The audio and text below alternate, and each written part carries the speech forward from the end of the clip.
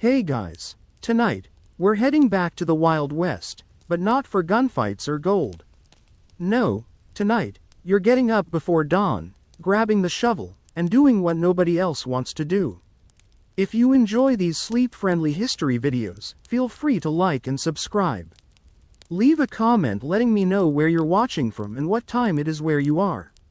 I love hearing from people all around the world who find comfort in these quiet stories from the past. Now dim the lights, maybe turn on a fan for that soft hum, and let's drift back in time. You wake before the sun has even thought about rising. The air in your small, cramped room above the stable is thick with dust and the lingering smell of manure that never quite leaves your clothes, your hair, your skin. Outside, the town is still wrapped in darkness, but you know the work begins now, in these quiet hours when most people are still lost in their dreams. Your name doesn't matter much to anyone in this dusty Colorado mining town. You're known simply as the waste hauler, the man who comes when things get too full, too ripe, too unbearable for polite society to ignore any longer. Your hands are already reaching for the worn leather gloves beside your bed, fingers moving by habit rather than thought. The gloves are stiff with dried filth, cracked along the knuckles where the constant grip of shovel handles has worn them thin. You swing your legs over the side of the narrow cot and feel the familiar ache in your lower back, a dull throb that's been your constant companion for the past 3 years since you took this job. Nobody else wanted it, and you needed the money. Simple as that. The pay isn't much, but it's steady, and in a town where fortunes rise and fall with each new claim or cave-in, steady work is worth more than gold to a man like you. The floorboards creak under your weight as you stand and stretch, working the stiffness out of your joints. Through the thin wall, you can hear the horses shifting in their stalls below, occasionally snorting or stamping a hoof. They're restless too, sensing the approaching dawn. You pull on your pants, the same pair you've worn for the past 4 days, and button up your shirt. It used to be white, but that was a long time ago. Now it's the color of old coffee grounds, permanently stained despite your weekly attempts to wash it in the creek behind town. Your boots are waiting by the door, caked with yesterday's work. You sit back down on the cot and work your feet into them, lacing them tight. These boots have walked thousands of miles through the worst places in town, and they show every step. The leather is cracked and scarred, the soles worn thin, but they still keep your feet dry, mostly. Outside, the first hints of gray are beginning to touch the eastern horizon. You grab your hat from the nail by the door and settle it on your head, pulling the brim low over your eyes. It's going to be another long day, just like yesterday, just like tomorrow will be. The door opens with a soft creak, and you step out into the cool morning air. The town spreads out below you, a collection of wooden buildings and canvas tents clustered along the muddy main street. Smoke is beginning to rise from a few chimneys as early risers start their fires, but for the most part, the world is still asleep. Your wagon is where you left it last night, parked beside the stable. It's a sturdy thing, built for hauling heavy loads over rough ground. The bed is lined with thick wooden planks, scarred and stained from years of use. You run your hand along the side rail, feeling the rough wood catch at your palm. This wagon has been your partner in this work longer than any human companion. You walk around to the front and check the harness hanging from the wooden post. The leather straps are supple and well maintained. One thing you've learned is that good equipment makes bad work bearable. Your mule, a patient gray animal named Moses, stands quietly in his stall, already seeming to know what the day will bring. His ears flick forward as you approach, and he nods his massive head once, as if greeting an old friend. Getting Moses hitched to the wagon is a routine you could perform in your sleep. The collar slips over his head, the traces clip into place, the reins thread through your fingers with practiced ease. Moses stands perfectly still throughout the process, occasionally turning his head to watch your movements with one large, dark eye. He's a good animal, steady and reliable, never spooking at the sights and smells that come with this work. With Moses ready, You climb up onto the wagon seat and take up the reins. The leather is smooth and worn from years of handling, fitting your grip like it was made for your hands alone. A gentle flick of the reins, a quiet word to Moses, and you're moving, the wagon wheels crunching softly over the hard-packed dirt. Your first stop is always the same, the row of outhouses behind the hotel. The Grandview Hotel is the finest establishment in town, which isn't saying much, but it does mean they have 4 separate outhouses to serve their guests. And 4 outhouses mean 4 times the work. You pull the wagon up behind the hotel and set the brake. The morning air is still cool, carrying the scent of pine from the surrounding mountains, but you know that freshness won't last long. You climb down from the seat and walk to the back of the wagon, where your tools wait. A long-handled shovel, a shorter spade for tight spaces, a metal bucket, and a coil of rope. The first outhouse stands slightly apart from the others, its door hanging open to reveal the dark interior. You've done this so many times that your body moves without conscious thought. You walk around to the back of the structure, where a small wooden door provides access to the pit below. The door is held shut with a simple wooden latch, and you flip it open with the tip of your shovel, not wanting to touch it with your bare hands even through the gloves. The smell hits you immediately, a thick, cloying odor that seems to coat the inside of your nose and throat. After 3 years, you'd think you'd be used to it, but some things you never get used to, you just learn to endure them. You breathe through your mouth and lean forward to peer into the pit. It's nearly full, which means a lot of digging. The waste has built up to within 2 feet of the seat level, a dark, festering mass that you'll need to remove one shovelful at a time. You straighten up and walk back to the wagon for your bucket and rope. The work begins the same way it always does.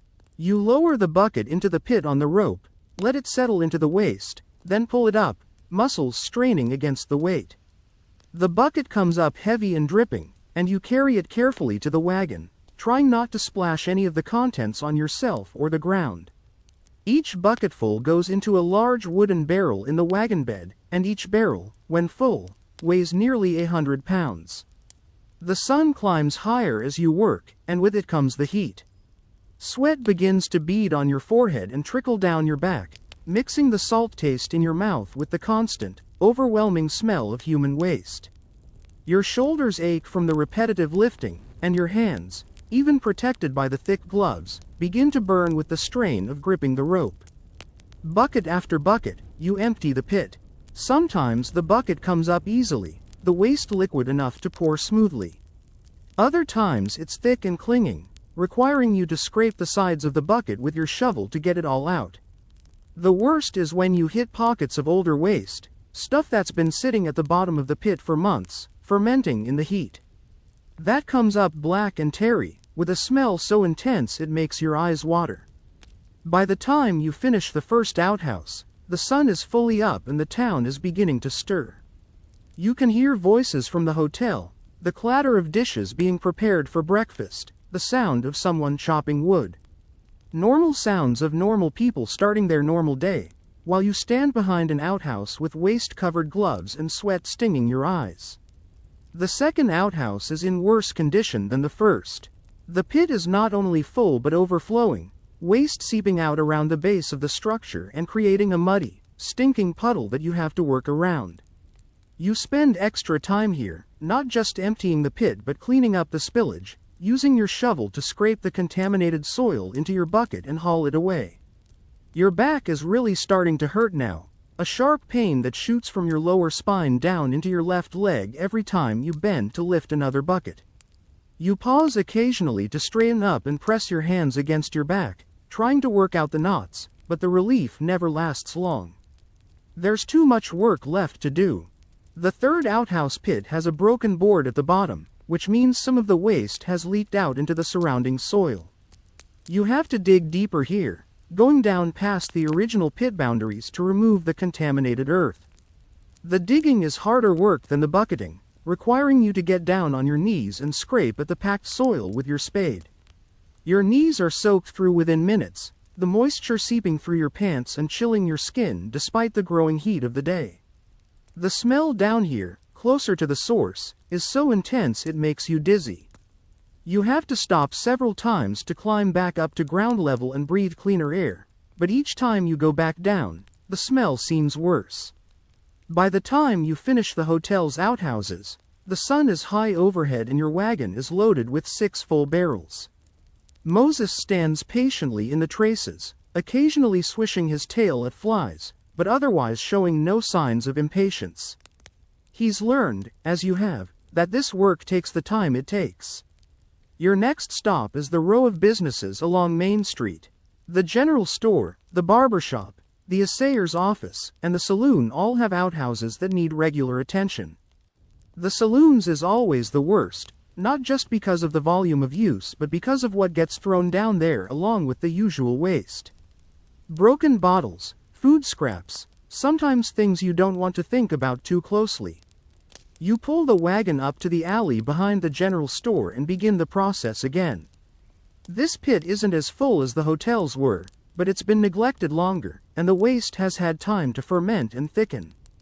It comes up in chunks now, requiring you to break it apart with your shovel before you can get it into the bucket. The sun beats down on your back as you work, and your shirt is soaked with sweat.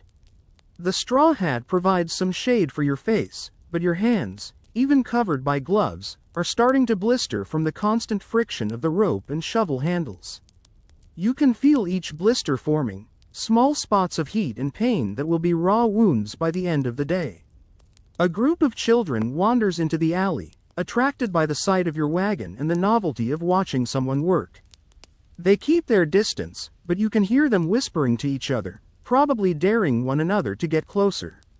You don't look at them directly, but you're aware of their presence, the way they wrinkle their noses at the smell and giggle nervously. One of them, a boy of maybe 8 or 9, calls out a question. "What are you doing, mister?" You pause in your work and glance over at him. He's clean and well dressed, probably the son of one of the more prosperous merchants. You could explain about waste removal, about the necessity of keeping the town sanitary, about how someone has to do the jobs that nobody else wants to do. Instead, you just nod toward the outhouse and say, "Cleaning up." The boy wrinkles his nose and takes a step back. "That's gross," he says, and his friends giggle. You turn back to your work without responding. Yes, it is gross. That's exactly what it is. The barbershop's outhouse is next, and then the assayer's office. Each pit presents its own challenges, different depths, different consistencies, different smells. Your technique adapts automatically to each situation, your body moving with the practiced efficiency of someone who has done this same work hundreds of times. By early afternoon, your wagon is nearly full. The barrels are stacked too high in the bed, secured with ropes to keep them from shifting as you drive. Moses has to work harder now, pulling the increased weight, but he leans into the traces without complaint, his large hooves finding purchase on the dusty street. Your destination is a ravine about 2 miles outside of town, a deep cut in the earth where the waste can be dumped and covered over. It's not the most sanitary solution, but it's better than letting it accumulate in the town itself. The road to the ravine is rough and rutted, and you have to drive carefully to avoid overturning the wagon or losing any of the barrels. The ravine, when you reach it, is a gash in the red earth about 30 feet deep and twice as wide. The bottom is already partially filled with previous loads, covered over with dirt and lime to reduce the smell and discourage flies. You pull the wagon up to the edge and set the brake firmly. Unloading is almost as much work as loading was. Each barrel has to be lifted from the wagon, carried to the edge of the ravine, and tipped over to empty its contents into the pit below. The barrels are heavy and awkward, and more than once you nearly lose your balance on the crumbling edge of the ravine. The waste pours out in thick streams, splashing into the pit below with wet, heavy sounds that echo off the ravine walls. Each barrel takes several minutes to empty completely, and you have to shake and bang them to get the last sticky remnants out. Your arms and shoulders burn with the effort, and sweat drips steadily from your face onto the dry earth at your feet. When the last barrel is empty, you load them back into the wagon and cover them with a canvas tarp.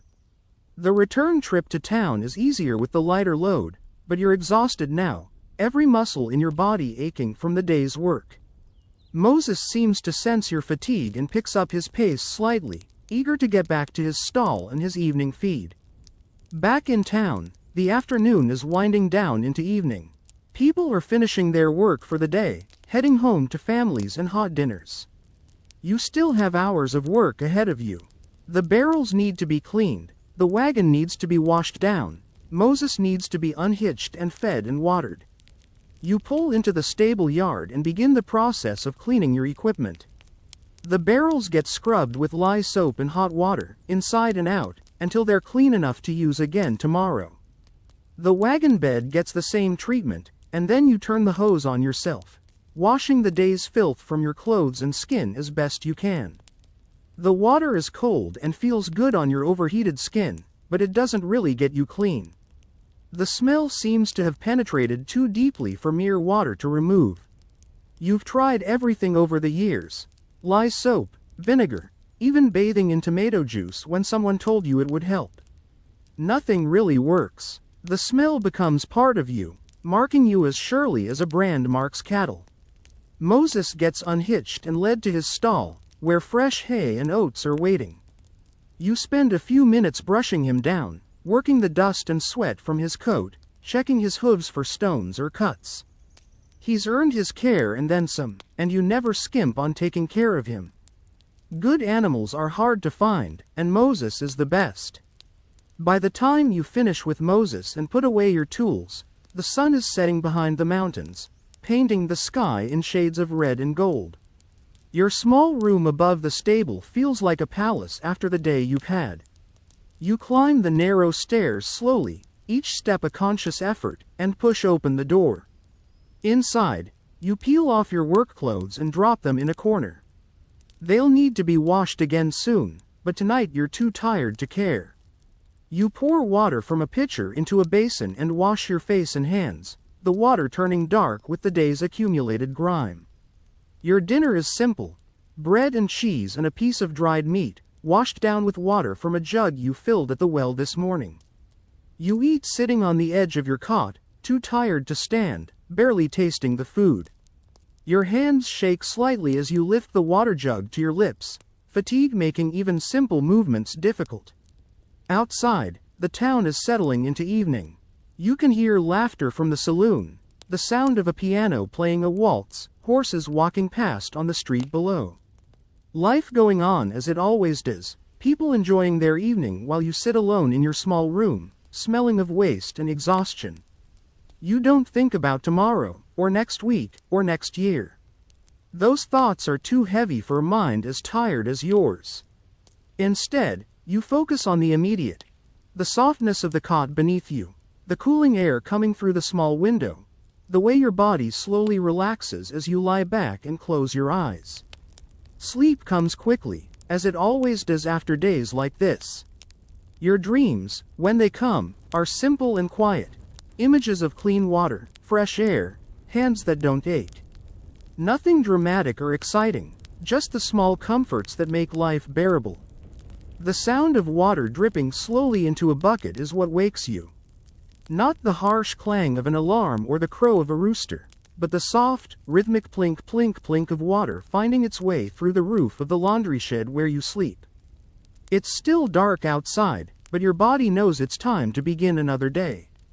You are a laundress in this same dusty mining town, one of only 3 women who take in washing for the miners and businessmen who can afford to pay someone else to clean their clothes. Your hands are already reaching for the matches on the wooden crate beside your narrow bed, fingers moving by memory in the darkness. The match flares to life with a soft hiss, illuminating the small space you call home. It's barely large enough for a bed, a washstand, and a trunk where you keep your few possessions. The walls are thin planks with gaps that let in the cold night air, and the roof leaks in 3 places that you know of. But it's yours, paid for with your own labor, and that makes it precious. You light the oil lamp and adjust the wick until it burns with a steady, yellow flame. The light pushes back the darkness, revealing the familiar surroundings: your work dress hanging from a nail, your apron folded on the trunk, your shoes waiting by the door. Everything in its place, ready for another day that will be exactly like yesterday and the day before that. Your first task is always the same: getting the fires started under the wash tubs. The laundry shed stands behind Mrs. Patterson's boarding house, a long, low building with brick fireplaces at both ends and rows of wooden tubs in between.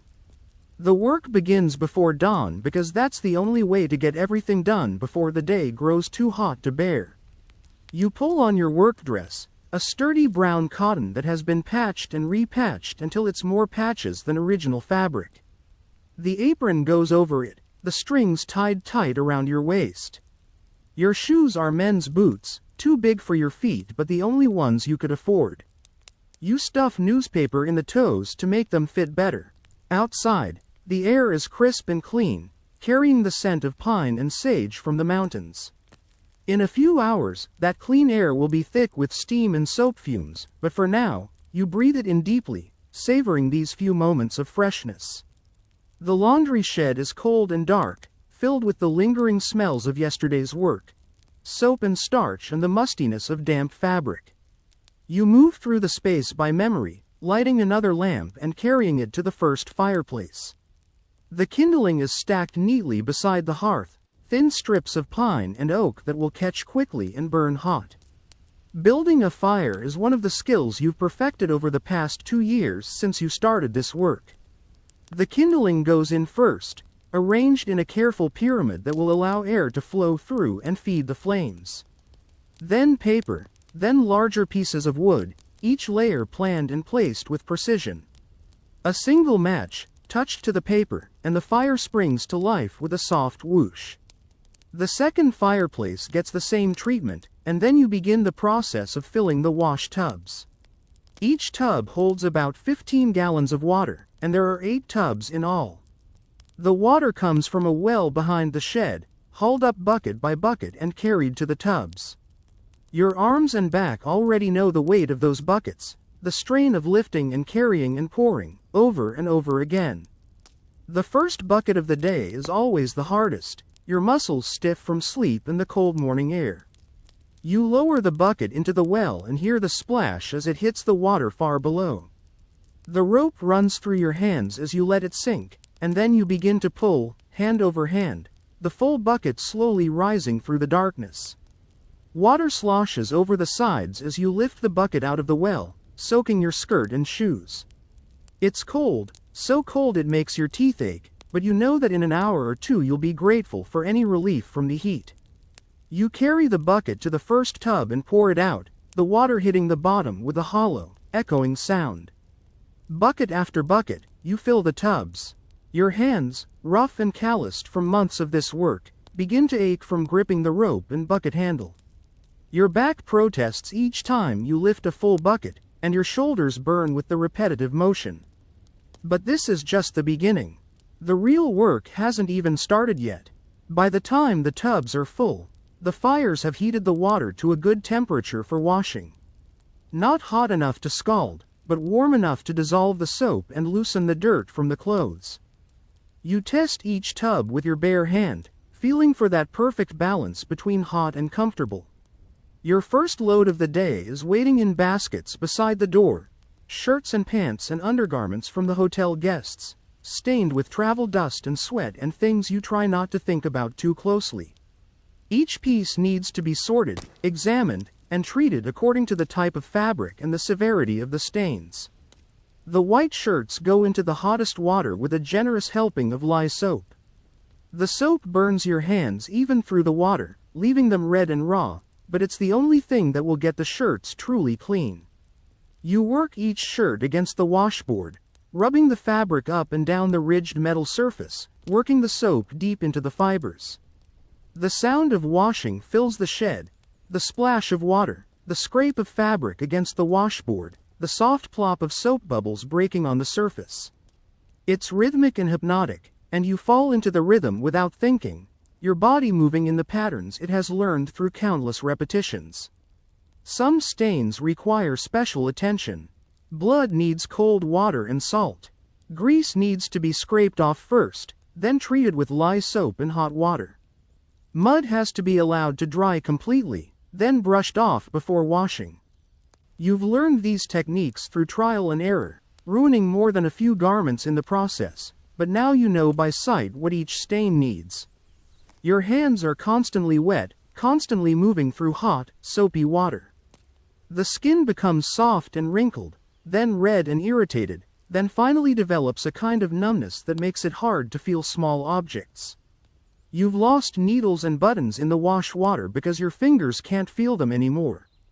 As the morning progresses, the shed fills with steam from the hot water. The windows fog over, and the air becomes thick and humid, making it hard to breathe. Your dress sticks to your back with sweat, and your hair, despite being pinned up and covered with a kerchief, becomes damp and limp. The first load comes out of the wash water gray and dingy, the dirty water having done its work.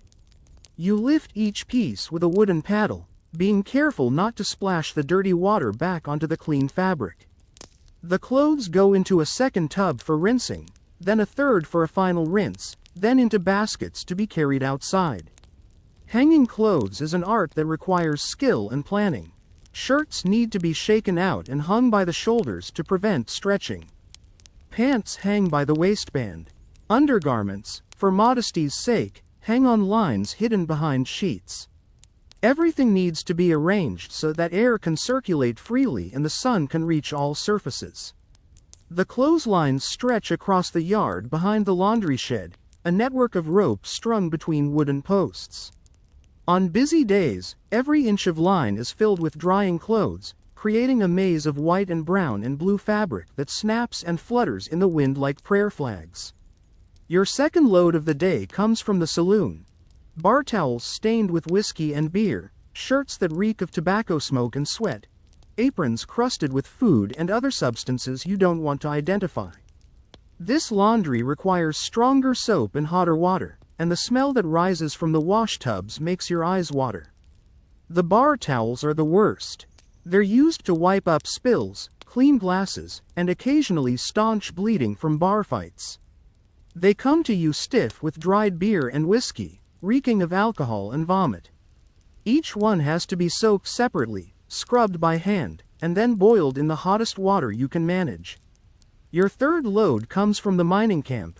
Work clothes so dirty they're almost stiff enough to stand up by themselves.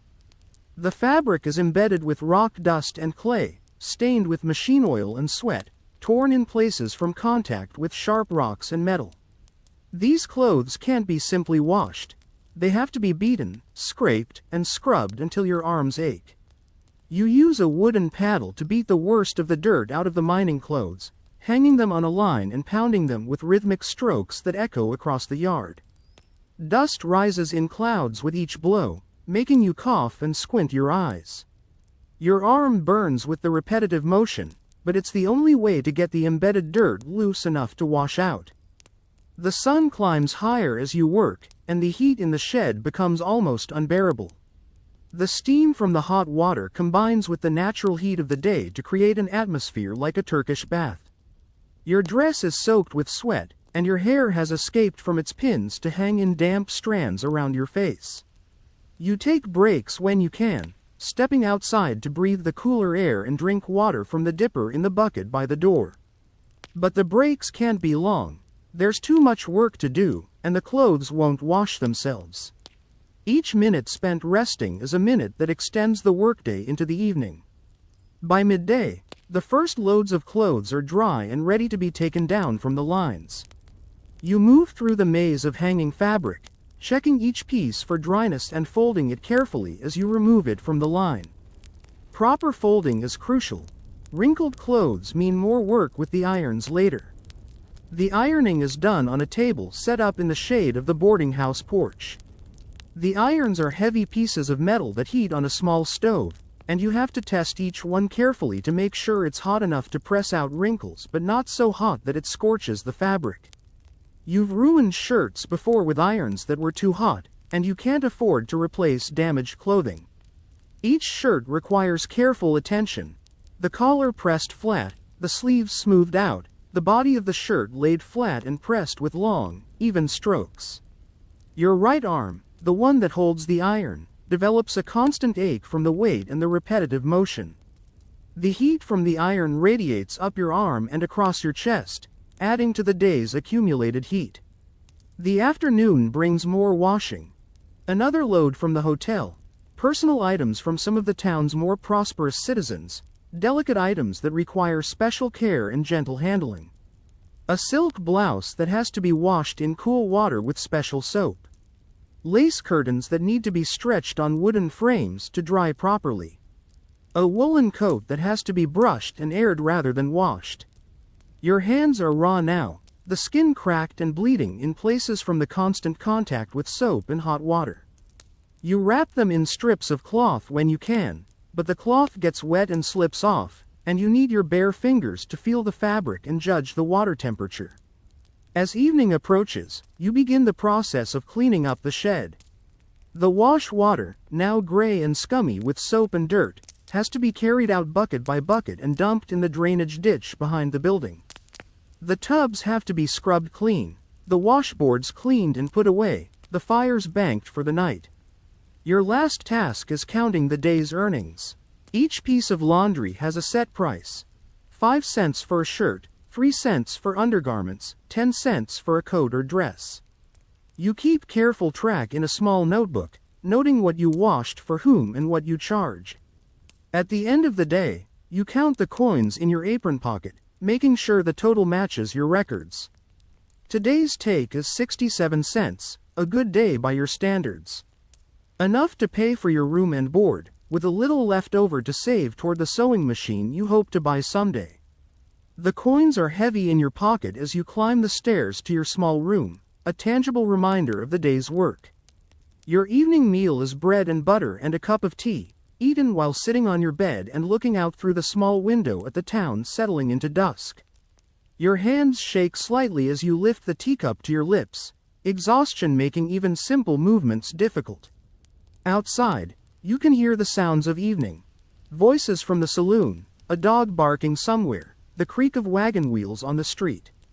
Normal sounds of a normal town, while you sit alone in your small room, smelling of soap and starch and the accumulated fatigue of another day's labor.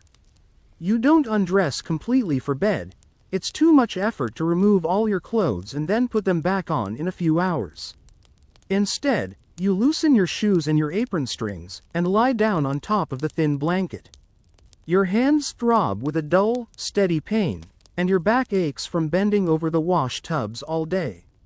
Sleep comes fitfully, interrupted by the sound of your hands moving restlessly against the rough blanket, seeking a position that doesn't hurt.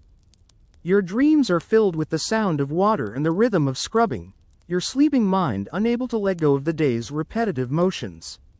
You wake to the sound of a shovel scraping against stone, a harsh, grating noise that cuts through the pre-dawn silence like a blade. For a moment, you're not sure where you are or what woke you, but then you remember. You're the street sweeper, and the day begins before the sun shows its face above the mountains. Your name is less important than your function in this town. People know you as the man with the broom, the one who shows up every morning to clean the streets before the decent folks start their day. You've been doing this work for almost 4 years now, ever since the mine accident that left you with a limp and unable to do the heavy underground work that used to be your livelihood. The room you rent is barely larger than a horse stall, located above the feed store at the edge of town. It smells of grain and hay, which is pleasant enough, but it's cold in winter and stifling in summer. The single window looks out over the main street, giving you a view of the work that waits for you every morning. You swing your legs over the side of the narrow cot and test your weight on your left leg, the one that was crushed when the mine tunnel collapsed. It holds, as it always does, but the pain is there, a constant companion that varies from a dull ache on good days to sharp, stabbing agony when the weather changes. Today feels like a good day, the pain manageable, predictable. Your work clothes hang from nails driven into the wall, heavy canvas pants, a cotton shirt that used to be blue but has faded to gray, a leather vest that provides some protection when you're dealing with broken glass or rusty metal. The boots are special, made by the cobbler with extra support for your damaged leg. They cost you 2 months' wages, but they make the difference between being able to work and being unable to walk. Outside, the town lies in darkness, but you know every street and alley by heart. You could do this work blindfolded if necessary, which sometimes, on foggy mornings, feels almost like what you're doing. Your tools wait in the small shed behind the feed store. Brooms of different sizes, shovels, a wheelbarrow, buckets, and rags. The wheelbarrow squeaks as you push it out of the shed, one wheel slightly bent from the time it got run over by a freight wagon. You've tried to fix it, but without proper tools or materials, it remains a constant source of irritation. Still, it serves its purpose, carrying your tools and the debris you collect from the streets. Your route never varies. You start at the north end of Main Street and work your way south, covering both sides of the street, then branch out to cover the smaller streets and alleys. The work is methodical, repetitive, requiring more stamina than skill, but there's a certain satisfaction in seeing the transformation from dirty to clean, even though you know it will all have to be done again tomorrow. The first stretch of street in front of the bank is usually the cleanest. Bankers and their customers tend to be more careful about where they spit and what they drop. But even here, there's work to do. Dust that has blown in from the surrounding countryside, horse droppings from yesterday's traffic, scraps of paper and debris that the wind has deposited against the building walls. You start with the large broom, sweeping in long, methodical strokes that push the debris toward the center of the street where you can collect it more easily. The motion is rhythmic and soothing, one of the few pleasant aspects of this work. Your arms and shoulders know the movement by heart, and you can let your mind wander while your body continues the familiar patterns. The broom handle is worn smooth from years of use, fitting your grip like it was carved for your hands alone. The bristles are getting thin and uneven, but new brooms cost money you don't have, so you make do with what you have. Each stroke sends up small clouds of dust that catch in your throat and make you cough, but you've learned to breathe through your nose and keep your mouth closed as much as possible. As you work your way down the street, the debris changes character. In front of the general store, you find broken glass from a bottle that someone dropped yesterday, the pieces scattered across the wooden sidewalk like dangerous jewels. You have to get down on your hands and knees to collect all the fragments, using a hand brush to sweep them into a dustpan. Your bad leg protests the position, sending sharp pains up your thigh, but you can't leave glass where people might step on it. The hotel section of the street is always challenging. Hotel guests tend to be careless with their belongings, dropping everything from tobacco pouches to ladies' handkerchiefs. You've found coins, jewelry, even a gold watch once, all left behind by travelers who were too busy or too drunk to notice what they were losing. The honest thing to do is turn valuable items into the hotel manager, which you always do, though you never get so much as a thank you for your trouble. Today you find a silver dollar lying in the dust near the hotel's hitching post. For a moment, you stare at it, thinking about what that dollar could buy. A new pair of socks, a hot meal at the restaurant, a glass of beer to ease the pain in your leg. But honesty is one of the few things you have left that you can be proud of, so you pick up the coin and put it in your pocket to return to the hotel later. The area around the saloon is predictably the worst part of your route. Men stumble out of the dusty rows at all hours, leaving behind a trail of tobacco juice, vomit, broken glass, and sometimes blood from fights that spilled out into the street. The smell hits you before you even get close: stale alcohol, old tobacco, and the sour stench of human waste from men too drunk to make it to the outhouse. You've developed a technique for dealing with the worst messes. First, you sprinkle sand over any wet spots to absorb the moisture and make cleanup easier. Then you use a shovel to scrape up the worst of it, trying not to breathe too deeply. The vomit is the hardest to deal with, especially when it's been sitting in the sun for hours. It forms a crust that has to be chipped away with the edge of your shovel. Your wheelbarrow fills quickly in this section of the street. Broken bottles, soggy cigar butts, scraps of food, and unidentifiable stains that you don't want to think about too closely. The weight of the loaded wheelbarrow makes it harder to push, especially with your bad leg, but you grit your teeth and keep working. Behind the saloon, the alley is even worse. This is where the serious drinkers go to be sick, where men relieve themselves against the wall rather than walking to the outhouse. The smell is so strong it makes your eyes water, and you have to take frequent breaks to step back and breathe cleaner air. You find a man's boot in the alley, worn and cracked but still serviceable. Probably lost by someone too drunk to notice. It goes into your wheelbarrow along with everything else, though you'll set it aside later in case someone comes looking for it. People don't have much in this town, and losing a boot can be a real hardship. The sun is starting to rise as you work your way through the residential streets. These are quieter, cleaner, but they have their own challenges. Dogs roam freely here, leaving their deposits wherever they choose. Children play in the streets, dropping toys and candy wrappers and sometimes more personal items.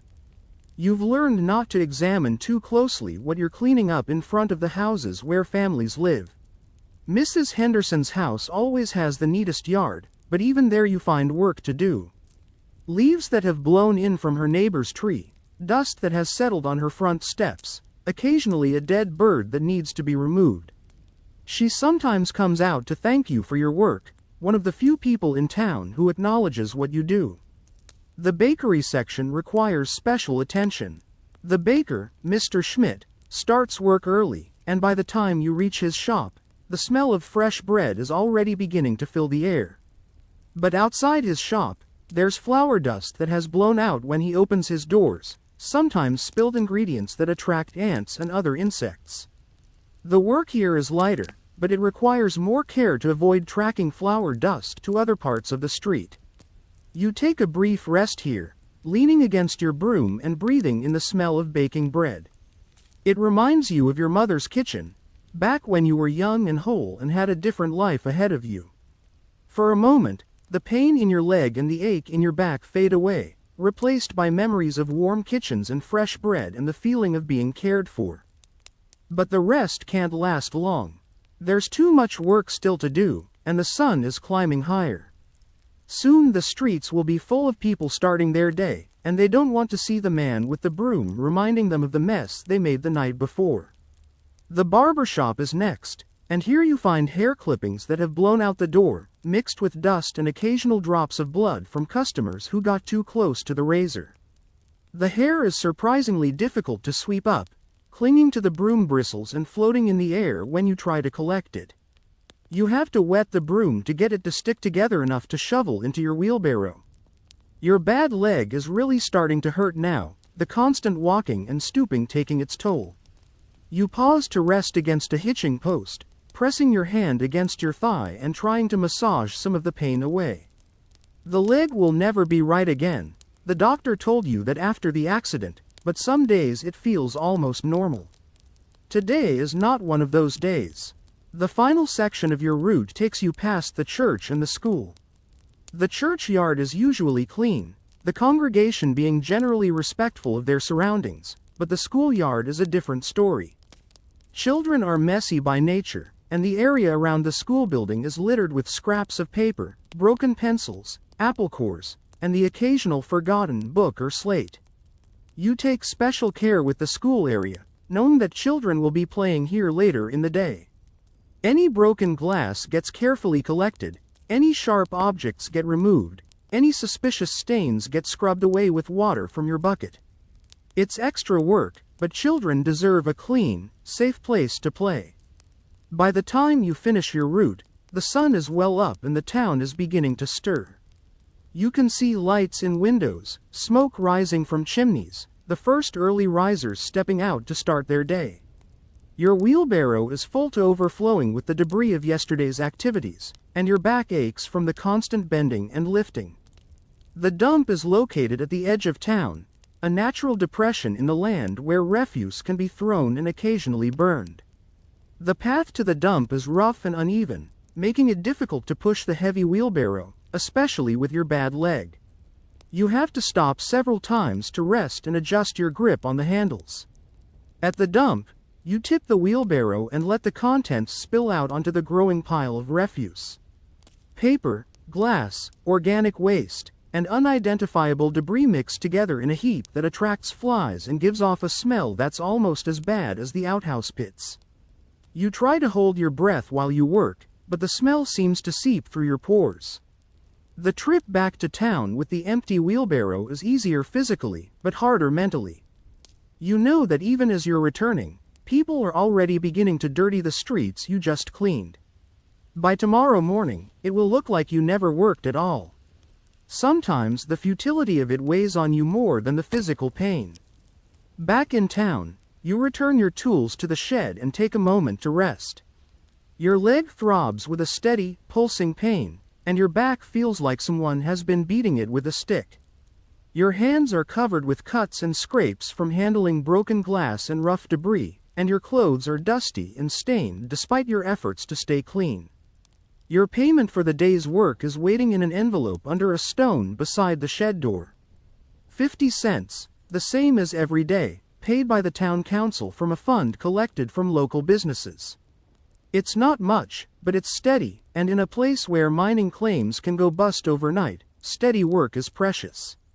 You count the coins carefully, making sure the amount is correct, then put them in your pocket with the silver dollar you found. You'll return the dollar to the hotel, but first you need to clean yourself up and rest your leg. The pain is getting worse, and you still have hours of daylight left to endure. Your room above the feed store feels like a sanctuary after the morning's work. You climb the narrow stairs slowly, favoring your bad leg, and sink down on the edge of your cot with a sigh of relief. The weight is off your leg, and the immediate pain begins to ease, though the deep ache remains. You pour water from a pitcher into a basin and wash your hands and face, watching the water turn gray with dust and dirt. The cuts on your hands sting as the water hits them, but they need to be cleaned to prevent infection. You've seen what happens to men who let small cuts go untreated in this dusty, dirty environment. Your lunch is simple: bread and cheese and water, eaten while sitting on your cot and looking out the window at the street you just finished cleaning. People are walking past now, going about their business, completely unaware that someone spent the morning making their passage more pleasant. You don't expect thanks or recognition, but sometimes the invisibility of your work weighs on you. After lunch, you lie down on your cot and close your eyes, trying to rest your leg and back before the afternoon's activities begin. The pain medication the doctor gave you ran out months ago, and you can't afford more, so you've learned to manage with rest and heat and the kind of mental discipline that comes from having no other choice. You don't sleep, exactly, but you drift in a state between waking and sleeping, your mind focused on the rhythm of your breathing and the gradually diminishing pain in your leg. Outside, you can hear the sounds of the town going about its business. Horses walking past, people talking, the distant sound of hammering from the carpenter's shop. The afternoon brings different work. While the morning is devoted to sweeping the streets, the afternoon is for maintenance tasks. Repairing broken sidewalk boards, clearing debris from storm drains, occasionally painting over graffiti that appears on building walls. It's lighter work than the morning sweeping, but it requires more skill and attention to detail. Today you need to fix a loose board in the sidewalk in front of the general store. Someone could trip on it and get hurt, and the store owner has complained to the town council. You gather the necessary tools: hammer, nails, a small saw, and a piece of wood to replace the broken board if necessary. The work requires you to kneel on the hard wooden sidewalk, putting pressure on your bad leg and sending sharp pains up your thigh. You work as quickly as you can, pulling up the loose board and examining the support structure underneath.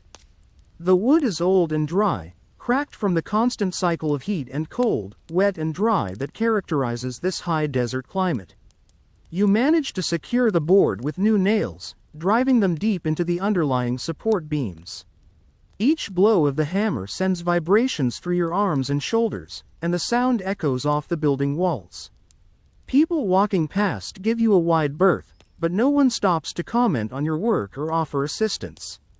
Your next task is cleaning the storm drain behind the hotel.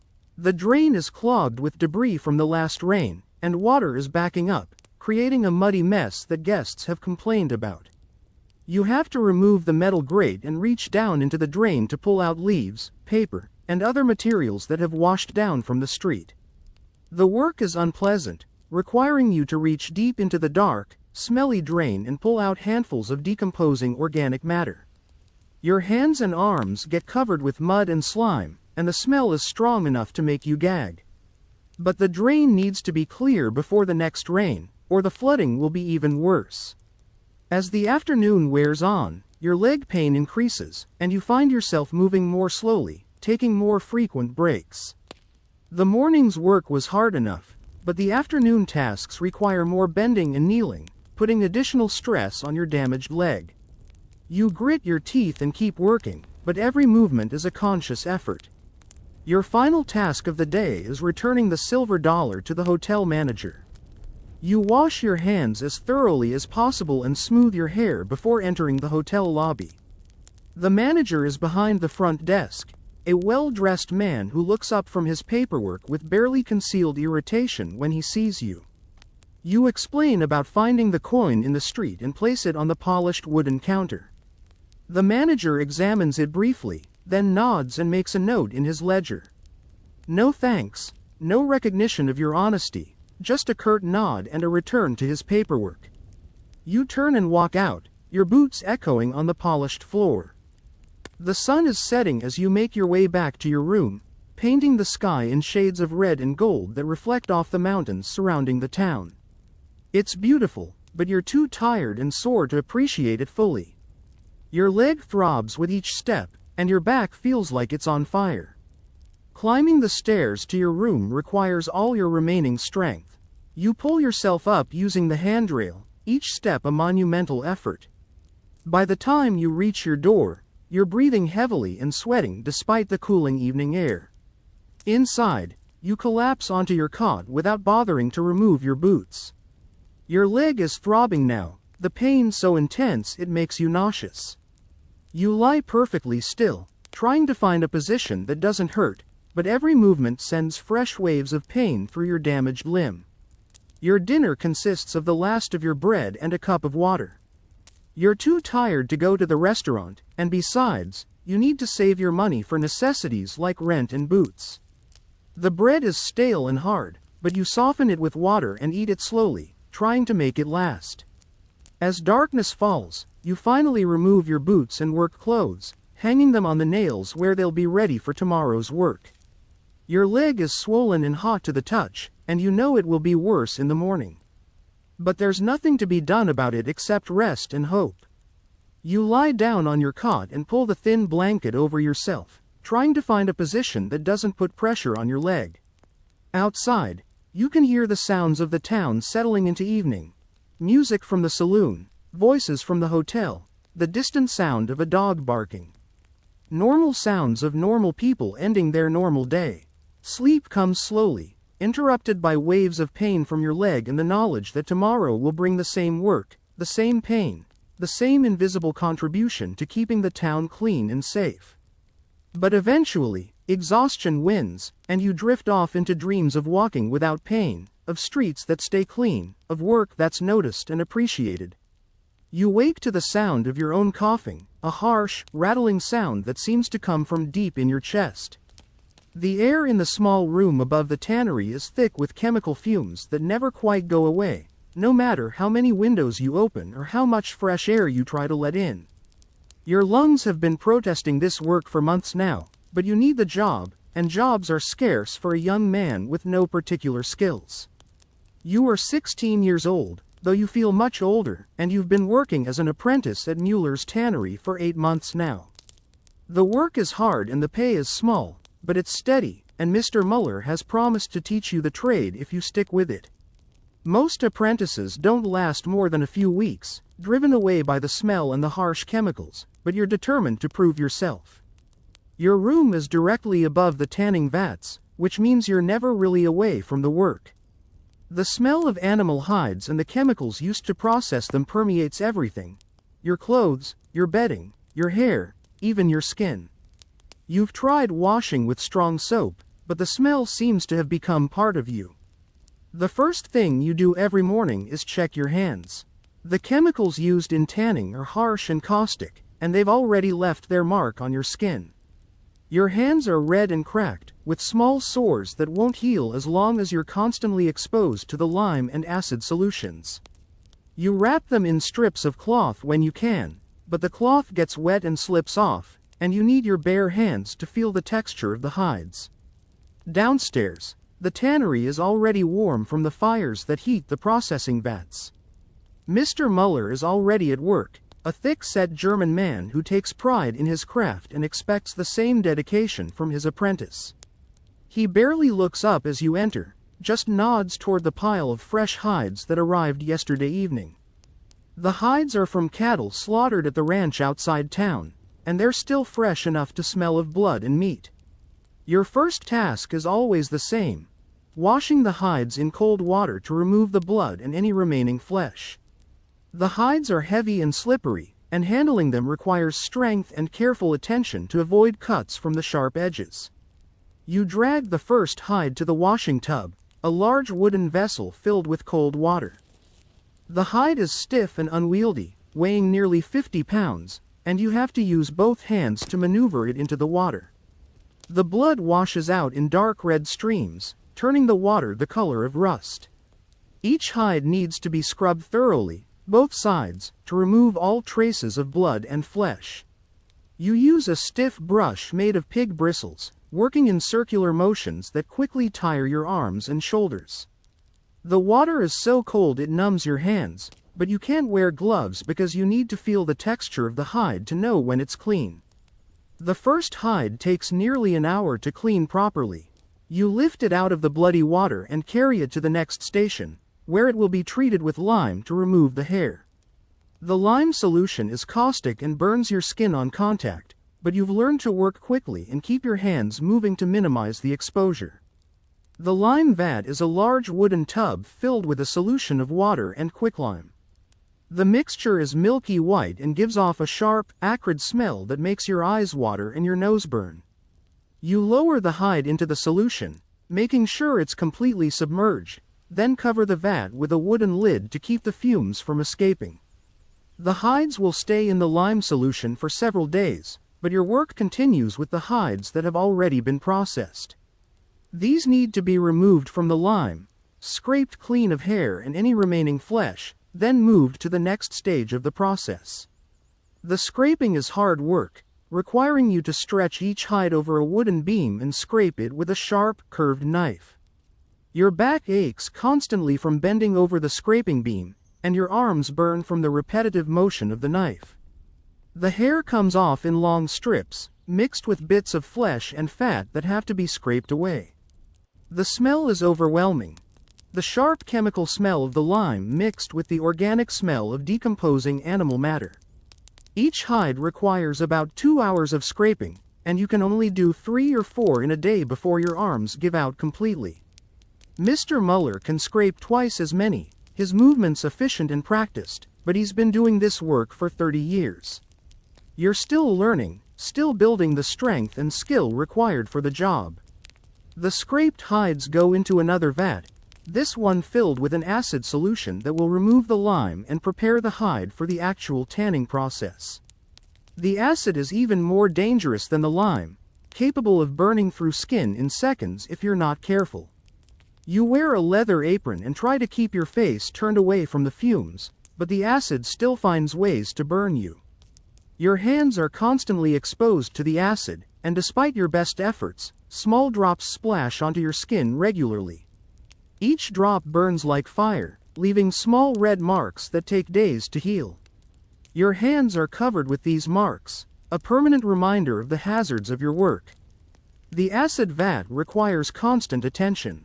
The hides need to be moved and stirred to ensure even treatment, and the acid concentration needs to be monitored and adjusted. You use a long wooden paddle to stir the solution, but even with the paddle, you can't avoid getting splashed occasionally. The fumes from the acid vat are the worst part of the job. They burn your lungs and throat, causing the coughing fits that wake you up at night. Mr. Muller has told you that you'll get used to it, that your body will adapt, but after 8 months you're still coughing up blood some mornings. Midday brings a brief respite when you and Mr. Muller break for lunch. You eat outside, sitting on wooden boxes behind the tannery, trying to breathe clean air and give your lungs a chance to recover. Your lunch is simple: bread and cheese and sometimes a piece of sausage, washed down with water from the well. Even outside, the smell of the tannery clings to you.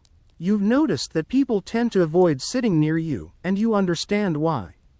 The smell is so strong that it makes some people sick, and it marks you as clearly as a brand marks cattle. You're a tanner's apprentice, and everyone knows it. After lunch, the work continues with the hides that have finished their acid treatment. These need to be removed from the vat and thoroughly rinsed, then prepared for the actual tanning process. The rinsing requires multiple changes of water, and each hide needs to be wrung out carefully to remove as much water as possible. The tanning itself is done in vats filled with a solution made from crushed oak bark. The bark contains tannins, the chemicals that actually convert the animal hide into leather. The process takes weeks, and the hides need to be moved and stirred regularly to ensure even penetration of the tanning solution. You lower the acid-treated hides into the tanning vat one by one, making sure they're completely submerged in the dark brown solution. The bark solution has a different smell than the lime or acid, more organic and earthy, but still strong enough to make your head spin if you breathe too much of it. The tanning vats are arranged in a row along one wall of the building, each one containing hides at different stages of the process. The hides closer to completion are darker and more flexible, while the fresh ones are still pale and stiff. You move from vat to vat, stirring and checking, learning to judge the progress by the color and feel of the leather. Your afternoon is spent moving hides from one stage to the next, cleaning and preparing vats, and mixing fresh solutions. The work is repetitive and physically demanding, but you're beginning to understand the skill involved. Each hide is different, requiring slightly different treatment, and learning to read the signs takes years of experience. The chemicals have begun to affect more than just your hands. Your arms are constantly red and irritated, and you've developed a rash on your chest where the fumes have penetrated your shirt. Your eyes water constantly, and you've noticed that your vision isn't as sharp as it used to be. Mr. Muller has told you these are normal side effects that will improve with time, but you're beginning to wonder if the damage is permanent. As the afternoon wears on, you begin preparing for tomorrow's work. Fresh hides need to be sorted and prepared for washing, solutions need to be mixed and heated, and the fires under the vats need to be maintained. The work never really stops. Even when you're not actively processing hides, there's always something that needs attention. Your last task of the day is cleaning the tools and work areas. The brushes and scrapers need to be cleaned and stored properly, the vats need to be covered, and the floors need to be swept and mopped. The cleaning is important not just for hygiene but for the quality of the leather. Any contamination can ruin an entire batch of hides. The mop water turns brown almost immediately as you clean the floors, picking up the accumulated chemicals and organic matter from the day's work. You change the water several times, but it never really gets clean. The smell of the chemicals seems to be embedded in the wood itself, built up over years of use. By the time you finish cleaning, the sun is setting and your body is exhausted. Your hands are raw and bleeding in several places, your back aches from bending over the vats all day, and your lungs feel like they're on fire from breathing the chemical fumes. But you've completed another day's work, and Mr. Muller seems satisfied with your progress. You climb the narrow stairs to your room slowly, each step an effort. Your legs feel like lead, and you have to stop halfway up to catch your breath. The coughing fits are getting worse, and you taste blood in your mouth more often now. You tell yourself it's just part of learning the trade, but deep down you're beginning to worry about what this work is doing to your body. Your room feels like a refuge, even though it's filled with the same chemical smells as the tannery below. You pour water from a pitcher into a basin and wash your hands and face, trying to clean away the worst of the day's accumulation. The water stings your raw skin, but it also provides some relief from the burning sensation. Your evening meal is bread and milk, the milk helping to soothe your irritated throat and stomach. You eat slowly, savoring the brief respite from the chemical smells. Outside your window, you can see the lights of the town, people going about their normal evening activities while you sit alone in your chemical-scented room. You don't undress completely for bed. Your clothes provide some protection from the fumes that seep up through the floorboards. Instead, you loosen your boots and lie down on your narrow cot, pulling a thin blanket over yourself. Your body aches in places you never knew could ache, and your breathing is labored and painful. Sleep comes fitfully, interrupted by coughing fits and the constant burning sensation in your lungs and throat. You dream of clean air and unburned skin, of work that doesn't require you to poison yourself slowly, day by day. But when you wake, you'll be back in the tannery, because this is the only work you know, and in this harsh place, any work is better than none. The sound that wakes you is the rhythmic scraping of metal against metal, echoing through the pre-dawn darkness like a mechanical heartbeat. You lie still for a moment, letting your mind adjust to consciousness, then remember where you were and what you do. You are a railroad cook's helper, and the sound is your supervisor sharpening knives in the kitchen car, preparing for another day of feeding hungry men. Your name is written in the crew roster as kitchen helper, though most of the men just call you boy, regardless of the fact that you're 22 years old and have been doing this work for over a year. You sleep in a narrow bunk in the crew car, one of 20 identical bunks stacked too high along the walls. The snoring and shifting of your fellow workers creates a constant background noise that you've learned to sleep through. The kitchen car is your world, a long, narrow space crammed with stoves, preparation tables, storage bins, and every tool necessary to feed a crew of 200 men working on the railroad. It's efficient and cramped, designed for function rather than comfort, and every inch of space is utilized for something essential to the operation. You swing your legs over the side of your bunk and sit up, careful not to hit your head on the bunk above. The man sleeping there is the water boy, a thin 14-year-old who works even harder than you do for even less pay. His feet hang over the edge of the bunk, and you can see the holes in his socks, the calluses on his heels from walking miles every day carrying water to the work crews. Your work clothes are folded at the foot of your bunk, heavy canvas pants, a cotton shirt, and a leather apron that will protect you from the grease and boiling water that are constant hazards in the kitchen. The apron is stained with months of accumulated splashes and spills, but it's clean and serviceable. You've learned that in this environment, functional cleanliness is more important than appearance. The kitchen car is already warm from the fires that were banked last night and rekindled this morning. Cookie, the head cook, is a large man with arms like tree trunks and a temperament that ranges from gruff to violent depending on how the day is going. He's been cooking for railroad crews for 15 years, and he knows how to feed large numbers of men quickly and efficiently. Cookie barely acknowledges your presence as you enter the kitchen, just nods toward the pile of potatoes that need to be peeled for breakfast. The potatoes are your responsibility, along with all the other vegetables, and you've peeled so many over the past year that you can do it almost without thinking. Your hands move automatically, the paring knife following the contours of each potato with practiced efficiency. The potato pile is enormous, nearly 100 pounds that need to be peeled, cut, and prepared before the breakfast rush begins. Your hands are already stained brown from yesterday's work, the potato juice having penetrated deep into your skin. No amount of scrubbing will remove the stains completely, and your fingernails are permanently discolored from the constant contact with vegetables. You work standing at a wooden table that's been scarred by thousands of knife cuts over the years. The surface is uneven and stained, but it's solid and functional. You've learned to compensate for the irregular surface, adjusting your cutting technique to match the quirks of the table. The first potato comes apart easily under your knife, the peel falling away in long spirals.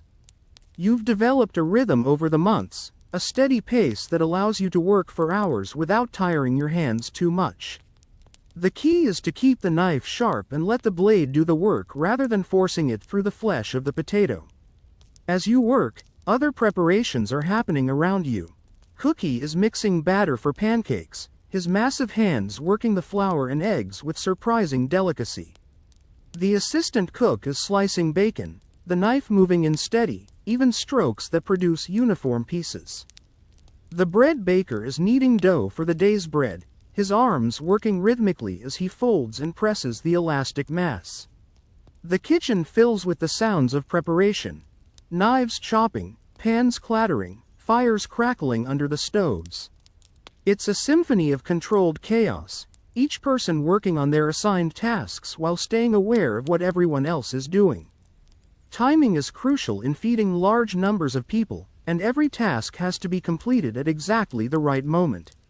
Your potato pile shrinks slowly as you work through it. Each potato gets peeled, cut into uniform pieces, and dropped into a large pot of cold water to prevent browning. The water turns cloudy with potato starch, and you have to change it several times during the preparation to keep the potatoes from getting slimy. The work is repetitive and mindless, but it requires constant attention to avoid cutting yourself. The knife is sharp enough to slice through skin as easily as potato, and you've learned to keep your fingers curled under and your thumb well away from the blade. You've seen what happens to careless workers, and the scars on your own hands are reminders of lessons learned the hard way. As the morning progresses, the kitchen becomes increasingly hot and humid. The stoves are fired up to full heat, and steam rises from the pots of boiling water. Your shirt sticks to your back with sweat, and your face feels flushed from the heat. The small windows in the kitchen car provide little relief, and opening them lets in dust and cinders from the locomotive. The breakfast rush begins at 6 o'clock, when the first work crews come in from the bunkhouses. The men are hungry and impatient, having been up since 4 o'clock preparing for the day's work. They expect their food to be hot, filling, and ready when they arrive, and they don't have patience for delays or excuses. You work frantically to keep up with the demand. Potatoes need to be drained and fried, serving bowls need to be filled and refilled, dirty dishes need to be cleared and washed. Your hands move constantly, reaching for plates, lifting heavy pots, scrubbing burned pans. The heat from the stoves is overwhelming, and sweat drips from your face onto the work surface. The men eat quickly and efficiently, shoveling food into their mouths without much conversation. They're focused on getting enough calories to fuel their bodies for the hard physical labor ahead. Plates are emptied and pushed across the serving counter, and you scramble to keep fresh food coming. Your job during the rush is to keep the serving dishes full and the dirty dishes washed. You move back and forth between the stoves and the washing tubs, your hands constantly wet and your clothes soaked with sweat. The work is exhausting, but you can't slow down or take breaks. The men need to eat and get to work, and any delay in the kitchen translates to delays in the construction schedule. The washing tubs are filled with scalding water and lye soap, hot enough to sterilize the dishes but also hot enough to burn your skin if you're not careful. You've learned to work quickly, plunging the dirty dishes into the water, scrubbing them clean, and stacking them to dry. Your hands are red and raw from the constant contact with hot water and harsh soap. After the breakfast rush, there's a brief lull before preparations for lunch begin. You use this time to clean the kitchen and prepare vegetables for the next meal. The floor needs to be swept and mopped, the stoves need to be cleaned and restocked with fuel, and the preparation tables need to be scrubbed clean. The lunch preparation is similar to breakfast but more intense. The men will be hungrier after a morning of hard work, and they'll need larger portions and more substantial food. You begin by peeling more potatoes, your hands settling back into the familiar rhythm of the knife slicing through the rough, dirt-crusted skins. The pile is just as daunting as the one you tackled for breakfast, a heap of lumpy brown tubers that seem to multiply every time you look away. Your fingers, already sore from the morning's work, protest each movement, the potato juice stinging the small cuts on your knuckles. The air in the kitchen car is thick with heat now, the stoves roaring as cookie prepares the main dishes. Thick slabs of beef, beans simmered with bacon, and cornbread that will be cut into dense, heavy squares. You move from peeling to chopping, dicing the potatoes into chunks for boiling. The knife feels heavier in your hand now, your wrist aching from the repetitive motion. Each potato seems to resist, the blade catching on knots or eyes, requiring extra effort to push through. You drop the chunks into another pot of water, the splash adding to the dampness of your apron. Your boots stick slightly to the floor, where grease and water have mixed into a slick film. You've learned to step carefully to avoid slipping, a lesson learned after a fall last month that left a bruise on your hip for weeks. The assistant cook is beside you now, chopping onions, the sharp smell cutting through the heavy air and making your eyes water.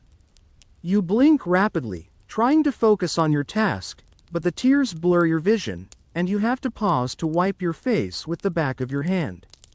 The sleeve of your shirt is already damp with sweat, and the motion leaves a streak of dirt across your cheek.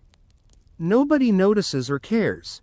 In the kitchen car, everyone is too focused on their own work to pay attention to anyone else. The lunch menu is simple but hearty, designed to fill the bellies of men who spend their days swinging picks and laying track under the relentless sun. You help Cookie carry the heavy pots to the stoves, your arms straining under the weight. The metal handles are hot, even through the rags you use to protect your hands, and you can feel the heat radiating through your palms. You set the pots down carefully, avoiding the splashes of boiling water that occasionally leap over the rims. As the potatoes boil, you turn to the beans, stirring them with a long wooden spoon. The beans are thick and sticky, clinging to the sides of the pot, and you have to use both hands to keep the spoon moving. The effort makes your shoulders burn, a deep ache that settles into your muscles and refuses to leave. The smell of the beans is rich and smoky, but it's undercut by the ever-present grease in the air, the scent of bacon fat and beef drippings that coats everything in the kitchen. The lunch rush begins just before noon, the men filing in with sunburnt faces and dirt-streaked clothes. Their boots clomp heavily on the wooden floor, and their voices are loud and rough, shouting over each other as they line up for their plates. You stand behind the serving counter, ladling out portions of potatoes, beans, and beef, your hands moving quickly to keep up with the demand. The men don't look at you, don't acknowledge you except to grunt when their plates are full. You're just part of the machine that keeps them fed, as invisible as the wheels on the train that carries them to the work site. The heat in the kitchen is unbearable now, the air so thick with steam and grease that it feels like you're breathing soup. Your shirt is soaked through, clinging to your back and arms, and your hair is damp under the bandana you wear to keep it out of your face. Sweat drips into your eyes, stinging, but you can't stop to wipe it away. The line of men seems endless, and every time you think you've reached the end, another group appears, their plates held out expectantly. When the last man has been served, you collapse against the counter for a moment, your hands gripping the edge to steady yourself. Your legs ache from standing for hours, and your back feels like it's been twisted into knots. Cookie barks an order to start cleaning, and you force yourself to move, gathering the dirty plates and carrying them to the washing tubs. The water is still scalding, and you plunge your hands in without hesitation, scrubbing at the grease and food scraps with a coarse brush. The soap burns the cuts on your hands, but you've learned to ignore the pain, focusing instead on the rhythm of scrubbing and rinsing. Cleaning the kitchen takes the better part of an hour. You sweep the floor, mopping up the spills and grease that have accumulated during the meal. The stoves need to be scraped clean of burned food, the grates scrubbed until they shine. Every surface in the kitchen seems to collect grease, and no amount of scrubbing ever makes it feel truly clean. Your hands are raw now, the skin red and peeling from the constant exposure to hot water and lye soap. You wrap them in a clean rag when you can, but the rag quickly becomes damp and useless. The afternoon is spent preparing for dinner, which will be another heavy meal to fuel the men for the evening's lighter work. You peel more vegetables, carrots this time, their tough skins resisting your knife, leaving your fingers cramped and sore. You chop cabbage for a slaw, the sharp smell mixing with the lingering grease in the air. Your hands move automatically now, the motions so familiar that your mind can wander, though it never strays far from the kitchen. You think about the men eating your food, their strength coming from the meals you help prepare, and there's a small, quiet pride in that, even if no one ever thanks you. Dinner preparation blends into serving, and the cycle repeats. The clatter of plates, the shouts of the men, the heat and the hurry. Your body moves through the tasks without conscious thought, driven by the rhythm of the kitchen and the demands of the crew. By the time the last plate is cleared, your legs feel like lead, and your hands tremble slightly as you stack the clean dishes. The day ends with more cleaning, the kitchen car needing to be spotless before you can rest. You scrub the pots and pans, your arms shaking with exhaustion, and mop the floor one last time. The stoves are banked for the night, the fires reduced to glowing embers that will be easy to rekindle in the morning. Cookie inspects your work with a critical eye, grunting his approval before heading to his own bunk. You stumble back to the crew car, your body heavy with fatigue. The other workers are already settling in, their snores filling the air as you climb into your bunk. You don't bother to change out of your work clothes. The effort is too much, and you'll just have to put them back on in a few hours. The leather apron gets folded and tucked under your bunk, the stains a permanent part of its surface. You lie down on the thin mattress, feeling the ache in every muscle. Your hands throb from the day's work, the skin cracked and stinging. The air in the crew car is stale, smelling of sweat and smoke, but you're too tired to care. Outside, you can hear the distant whistle of the locomotive, the creak of the train cars settling for the night. The world is quieting down, but your mind still hums with the rhythm of the kitchen. Peel, chop, stir, serve, scrub. Sleep comes quickly, a heavy, dreamless void that swallows you whole. Your body relaxes into the bunk, the pain in your hands and back fading into the background as exhaustion takes over. The last sound you hear is the faint clatter of a pan in the kitchen car, someone moving in the night, preparing for another day. The morning begins with a jolt, the sharp creak of wooden axles as the freight wagon lurches forward. You're awake instantly, your body attuned to the rhythm of the trail. You are a mule skinner, tasked with driving a team of mules that haul supplies across the rough, dusty plains to the mining camps and towns scattered across the Colorado frontier. The air is cold and sharp, cutting through the thin blanket you wrapped around yourself as you slept in the back of the wagon. Your bed was a pile of sacks filled with grain, their rough burlap scratching at your skin through your clothes. You sit up slowly, your back stiff from the uneven surface and the chill of the night. The stars are still visible overhead, but the eastern sky is beginning to lighten, a faint gray that signals the start of another long day. Your hands, calloused and scarred from years of handling reins and repairing harnesses, reach for the boots you tucked under the wagon last night. They're stiff with dried mud, the leather cracked from constant exposure to dust and sun, but you pull them on with practiced ease, lacing them tightly around your ankles. The mules are already stirring, their heavy breaths visible in the cold morning air. You climb down from the wagon and walk to where they're tethered, their heads lowered as they nibble at the sparse grass. There are 6 of them, sturdy animals with names you gave them to keep track: Jack, Molly, Daisy, Sam, Buck, and Nell.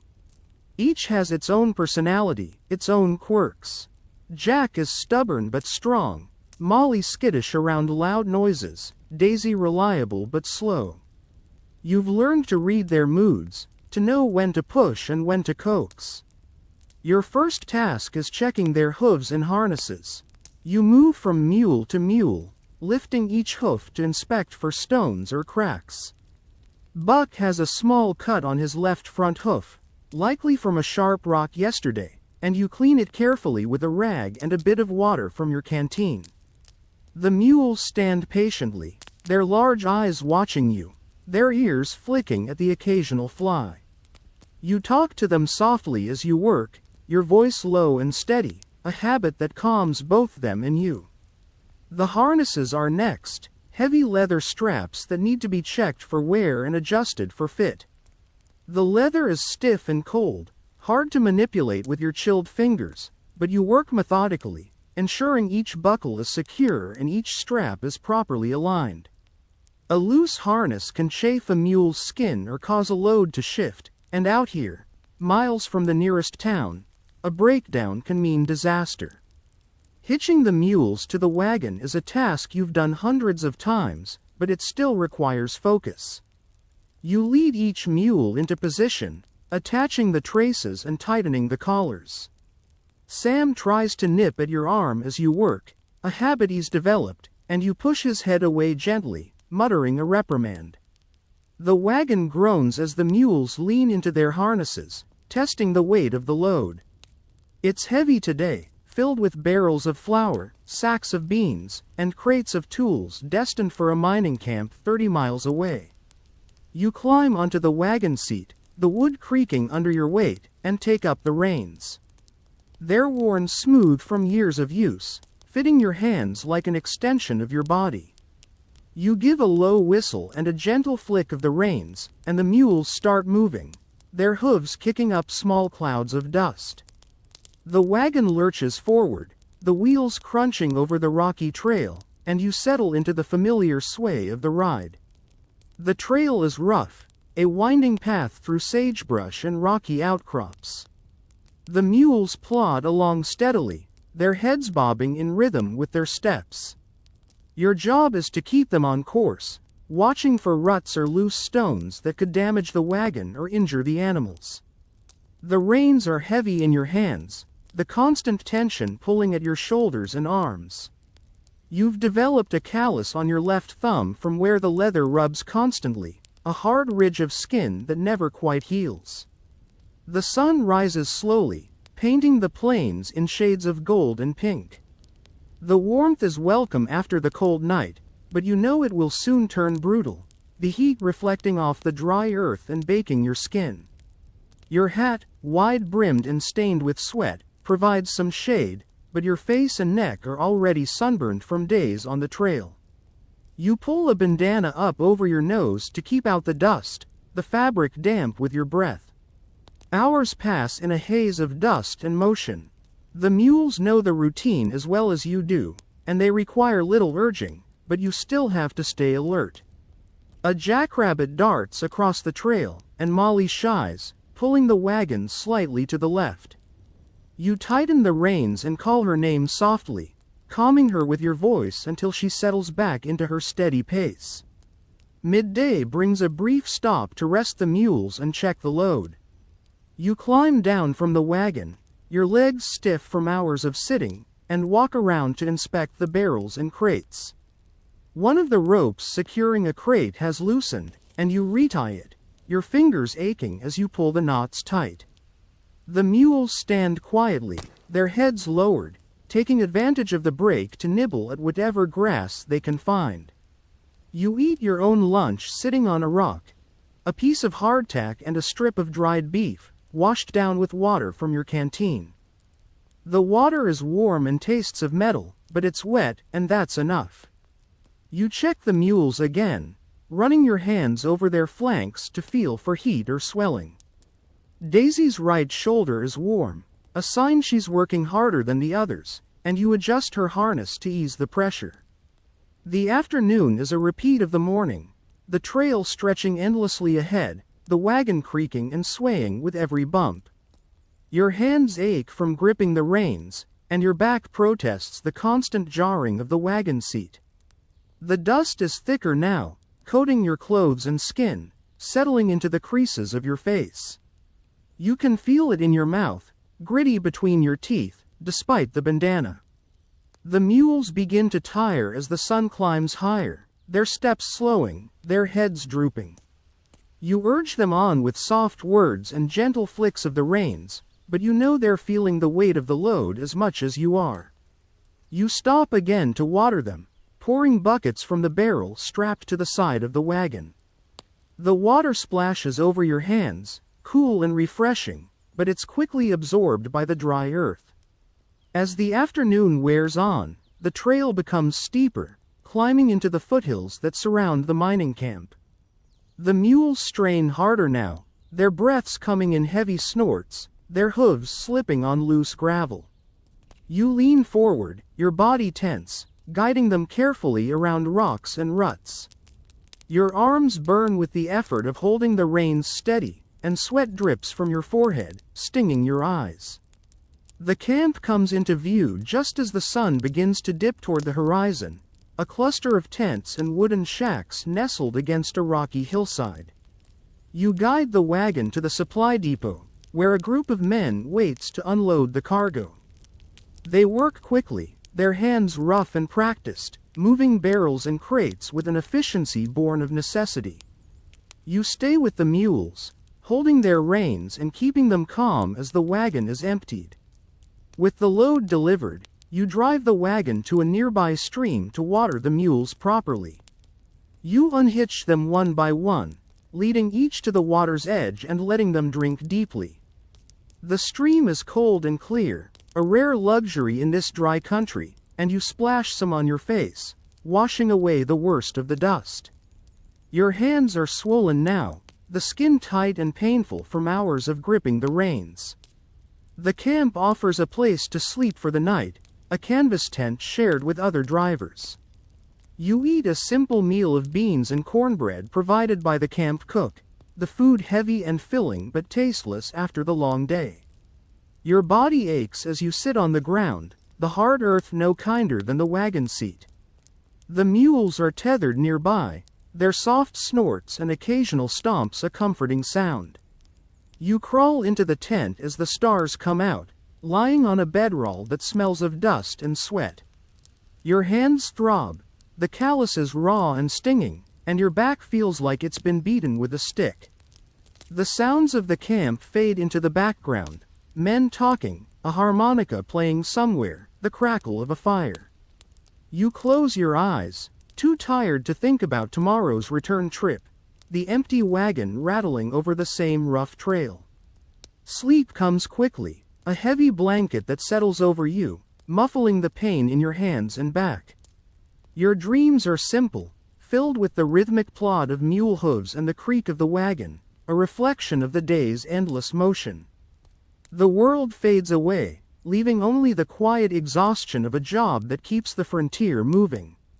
You wake to the faint glow of embers, the air heavy with the acrid smell of burning wood and earth. Your eyes sting as you blink them open, the smoke lingering in the small clearing where you've spent the night.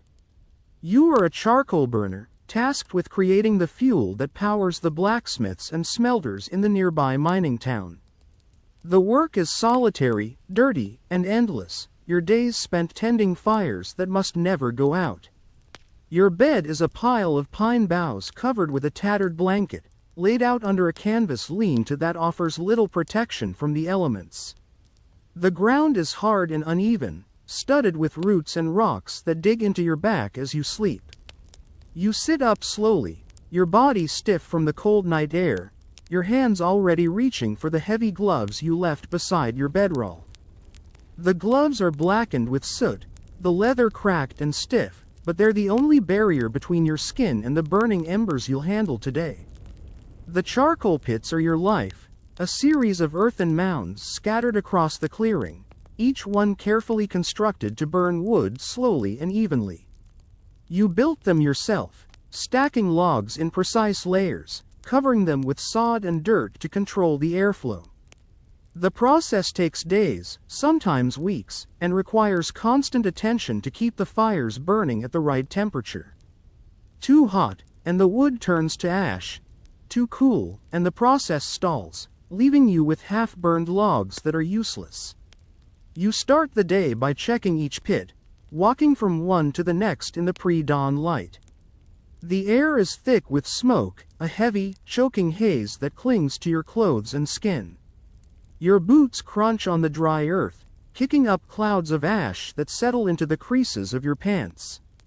You kneel beside the first pit, your knees pressing into the cold ground, and use a stick to poke at the vent holes, checking the heat. The air coming out is warm but not scorching, a good sign that the burn is progressing as it should.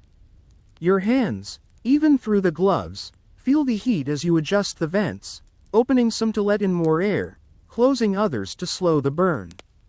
The work is precise, requiring you to read the subtle signs of smoke and heat, to know when a pit is ready to be opened or when it needs more time. You've learned this through years of trial and error, your early mistakes resulting in piles of worthless ash that earned you nothing but curses from the blacksmith.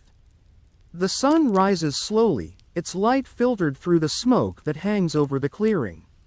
Your face is already streaked with soot, the black dust settling into the lines of your skin.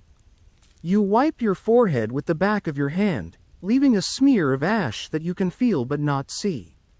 Your shirt, once a pale gray, is now a patchwork of black and brown, the fabric stiff with accumulated dirt.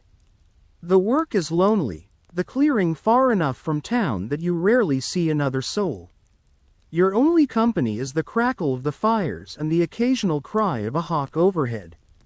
You've grown used to the solitude, even come to prefer it, but there are moments when the weight of it presses down on you, the silence broken only by the sound of your own breathing. Midday brings the task of opening a pit that's been burning for nearly a week.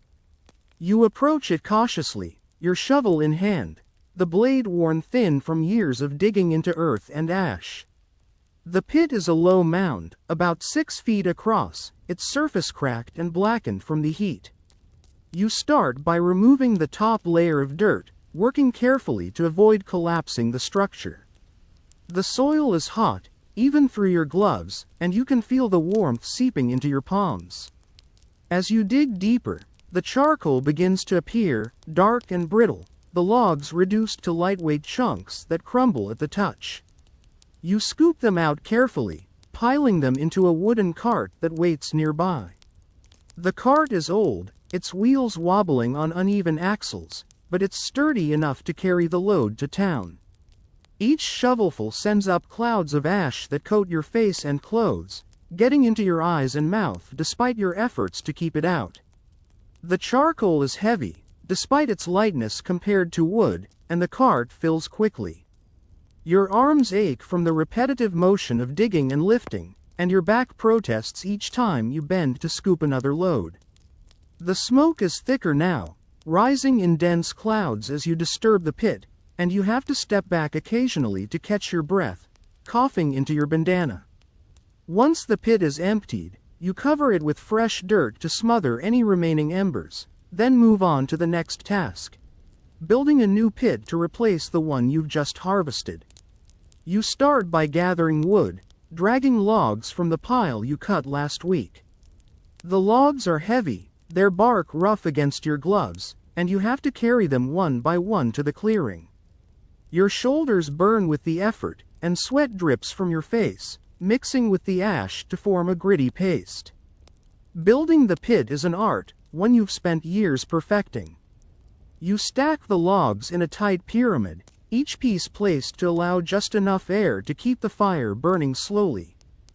The structure is covered with a layer of green branches, then sod, then a final layer of dirt. You leave small vents at the base to control the airflow, adjusting them carefully to ensure a slow, steady burn.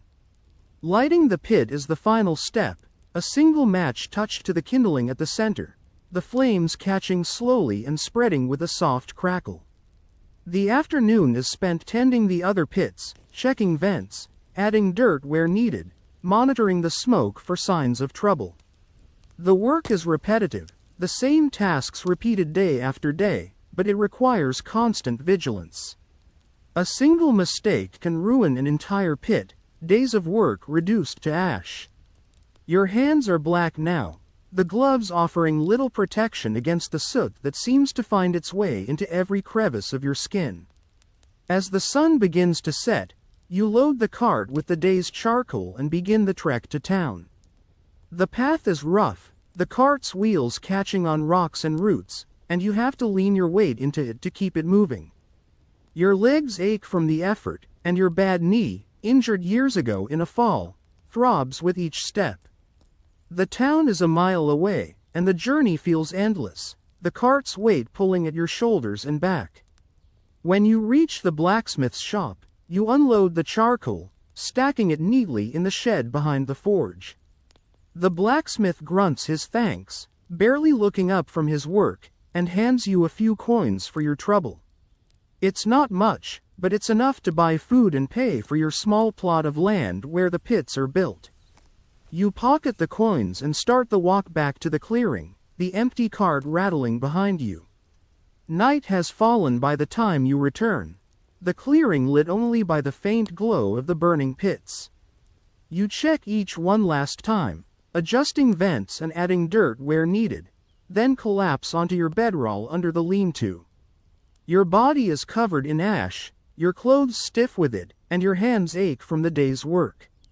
The air smells of smoke and earth, a constant reminder of the fires that never stop burning. You eat a simple meal of bread and dried fruit, the food tasting of ash despite your efforts to keep it clean. The night is cold, the thin blanket offering little warmth, but you're too tired to care. You lie back on the pine boughs, feeling the sharp edges dig into your back, and close your eyes. The crackle of the fires is a lullaby, a steady rhythm that lulls you into sleep. Your dreams are filled with smoke and heat, the endless cycle of burning and digging, but they're quiet, and you sink into them gratefully, the exhaustion of the day pulling you under.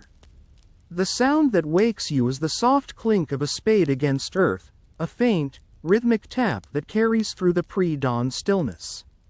You lie still for a moment, your body heavy with the memory of yesterday's labor, then push yourself up from the thin straw mattress in the corner of the gravedigger's shack. You are a gravedigger in this Colorado mining town, your days spent carving out resting places for those who won't wake again. The shack is small and bare, a single room with a dirt floor and walls made of rough planks. The air smells of damp earth and pine, a scent that clings to your clothes and skin no matter how much you wash. Your hands reach for the lantern on the crate beside your bed, your fingers fumbling in the dark to light the wick. The flame casts a weak, flickering light, illuminating the familiar tools leaning against the wall. A shovel, a pickaxe, a spade, all worn from years of digging into the hard, rocky soil. You dress quickly, pulling on heavy canvas pants and a wool shirt that's patched at the elbows. Your boots are caked with mud from yesterday's work, the leather scarred and stiff, but you lace them tightly, knowing they'll protect your feet from the sharp stones you'll encounter today. Your coat, heavy with the weight of dried dirt, goes over your shoulders, and you pull a knit cap over your head to keep out the morning chill. The cemetery is a half-mile walk from the shack, a quiet stretch of land on the edge of town where the graves are marked with simple wooden crosses or flat stones. You carry your tools over your shoulder, the shovel and pickaxe clinking softly with each step. The air is cold, the ground hard with early frost, and your breath forms small clouds as you walk. The town is still asleep, the streets empty except for the occasional dog or early riser. Your task today is to dig a new grave, a job commissioned by the town undertaker for a miner who died in a cave in yesterday. The plot has been marked with stakes, a rectangle 6 feet long, 3 feet wide, and 6 feet deep. You set your tools down and survey the ground, noting the rocks and roots that will make the digging difficult. The soil here is heavy with clay, stubborn and unyielding, and you know your hands will be blistered by the end of the day. You start with the pickaxe, breaking up the surface where the frost has hardened the earth. Each swing sends a jolt through your arms, the impact reverberating up your shoulders. The ground resists, the clay clinging to the pickaxe blade, but you work steadily, creating a pile of loose dirt to be shoveled later. Your breath comes in short, sharp bursts, the cold air stinging your lungs. Once the surface is broken, you switch to the shovel, scooping out the loose dirt and piling it beside the grave. The work is slow, the clay heavy and sticky, clinging to the shovel blade and weighing it down. Your hands ache from gripping the handle, the wood worn smooth but still rough enough to rub your palms raw. You pause occasionally to flex your fingers, trying to ease the cramps, but the cold makes them stiff and unresponsive. The grave deepens slowly, each shovelful a small victory against the unyielding earth. Your back begins to ache from the constant bending, a sharp pain that shoots up your spine with every movement. You've learned to pace yourself, to work in short bursts followed by brief rests, but there's no escaping the physical toll. The dirt piles up beside the grave, a growing mound that will be used to fill it once the coffin is lowered. By mid-morning, you're 3 feet down, and the work becomes harder. The clay is denser here, studded with rocks that have to be pried out with the pickaxe. Each rock is a battle, requiring you to kneel in the grave and dig around it, your knees sinking into the cold, damp earth. The rocks are heavy, some as big as your head, and lifting them out sends a fresh wave of pain through your back. The sun climbs higher, but its warmth barely reaches the bottom of the grave. You're sweating despite the cold, your shirt damp under your coat. The dirt clings to your skin, mixing with the sweat to form a gritty paste that gets into every crease and fold. Your hands are blistered now, the skin raw and stinging, but you can't stop to bandage them. The grave needs to be finished by afternoon, when the undertaker will bring the coffin. You work through the morning, the grave slowly taking shape. The walls are uneven, the clay refusing to form clean lines, but they're straight enough to hold the coffin. You check the depth with a stick, measuring against your own height to ensure it's deep enough. 6 feet is the rule, though you've dug shallower graves when the ground was too hard or time was short. Lunch is a brief pause, eaten sitting on the edge of the grave. You have bread and a piece of cheese, wrapped in a cloth to keep out the dirt. The food tastes of earth, despite your efforts to keep it clean, and you wash it down with water from a canteen. The water is cold, soothing your dry throat, but it does nothing for the ache in your hands or the pain in your back. The afternoon is a continuation of the morning's labor, the grave deepening inch by inch. Your arms are heavy now, each shovelful an effort that requires all your strength. The clay seems to fight you, clinging to the shovel and resisting every movement. You find a rhythm, though, a slow, steady pace that keeps you moving despite the exhaustion. By late afternoon, the grave is finished, a neat rectangle cut into the earth. You climb out, your legs trembling from the effort, and stand back to inspect your work. The walls are rough but sturdy, the depth sufficient to satisfy the undertaker. You're covered in dirt, your clothes heavy with it, your hands raw and bleeding in places. The blisters have burst, leaving open sores that sting with every movement. The undertaker arrives as the sun begins to set, the coffin carried in a wagon by 2 men. You help them lower it into the grave, the ropes burning your hands as you guide it down. The coffin settles with a soft thud, and you step back as the undertaker begins the brief service. A few townspeople have gathered, their heads bowed, but you're not part of their world. You're the man who digs the graves, invisible until needed. With the service over, you begin filling the grave, shoveling the dirt back into the hole. The clay is heavy, each shovelful landing with a dull thud that echoes in the quiet cemetery. Your arms scream with the effort, but you keep going, the mound of dirt shrinking as the grave fills. The work is mindless now, your body moving on instinct, driven by the need to finish before dark.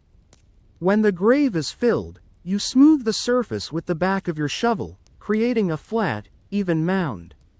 The wooden cross will be added later, but your work here is done. You gather your tools and start the walk back to the shack, the weight of the shovel and pickaxe pulling at your sore shoulders.